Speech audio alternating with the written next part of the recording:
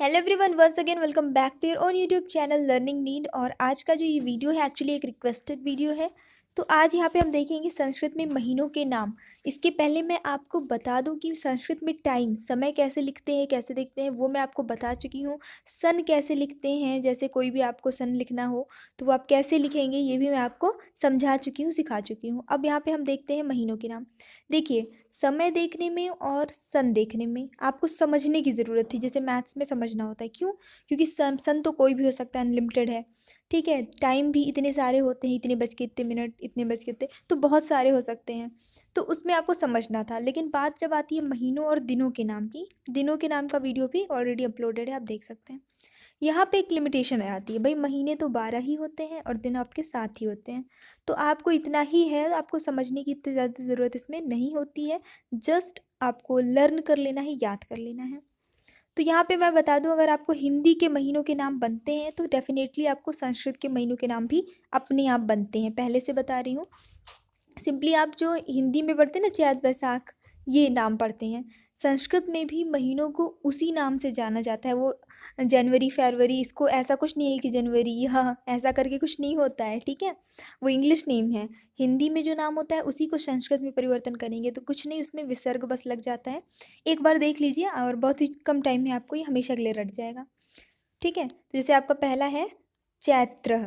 चैत्र होता है वो, हिंदी में आप चैत पढ़ते हैं या चैत्र पढ़ते हैं, इसमें विसर्ग लगा दिया चैत्र। फिर आपका वैशाख, अप्रैल मई का टाइम जो होता है। देन मई जून आपको पता है ज्येष्ठा होता है, ज्येष्ठ होता है, उसको ज्येष्ठा विसर्ग लगा दिया। जून जुलाई आषाढ़, आषाढ़, ठीक है। फिर जुलाई अगस्त के टाइम पे आपका सावन होता है, जिसको श्रावण बोलते हैं, श्रावण। फिर अगस्त और सितंबर, अगस्त एंड सितंबर आपका चलता है भाद्रपद। क्या होता है? भाद्रपद, भादो, जिसको आप सिंपली हिंदी में लोकल लैंग्वेज में बोलते हैं। सितंबर अक्टूबर ये आपका होता है अश्विन, ठीक है, अश्विन। नेक्स्ट आपका जाता है अक्टूबर और नवंबर कार्तिक, कार्तिक मास।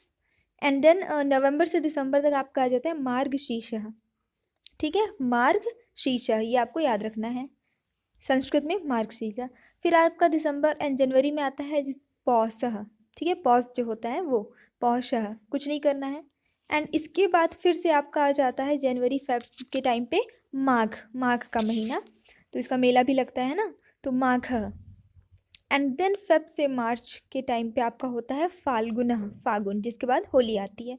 और उसके बाद फिर से आपका वही चैत्र स्टार्ट हो जाता है। तो कहने का मतलब है कि बहुत ज़्यादा ये कमेंट्स भी आए थे कि कैसे लिखते हैं महीनों को, ये बताइए। तो कुछ नहीं है, आपको हिंदी के महीनों के नाम याद हैं तो आपको संस्कृत के भी समझ लीजिए याद हैं। एंड अगर हिंदी के नहीं याद है तो उसे याद कर लीजिए, आप एक बार देखते जाइए।